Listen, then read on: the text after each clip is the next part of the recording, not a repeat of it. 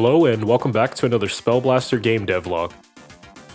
If this is your first time watching, Spellblaster is a 1 to 2 player action game inspired by retro classics.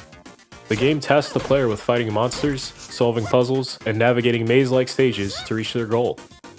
In today's video, I'd like to talk about level design in Spellblaster. But before we jump into that, it'll be helpful if I explain the origins of how the game's central design concept came about. 6 months ago, I was looking for inspiration for a new project to work on. At the time, I was thinking about Pac-Man, and thinking I wanted to create a game that puts the player in some kind of a maze. I also happened to be playing some Breakout-style games, modern takes on the genre that was originally created with the 1976 smash hit game, Breakout. What, you don't remember Breakout? Way down deep inside of every man, there's a little boy, an Atari fan, and without any doubt, the boy will come out when he plays a game from Atari. Have you played Atari today? Yeah. This led me to wondering, what would a top-down action game be like, mixed with Breakout-style brick breaker gameplay? It was that question that led me to the concept of the blocks that you see featured prominently in Spellblaster's levels. The magic ball spell and the destructible blocks? That came as a direct result of taking inspiration from Breakout-style games. And so now back to level design.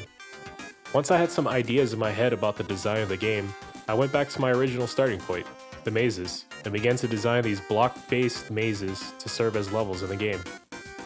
I added some destructible blocks, which of course led me to brainstorming other types of blocks.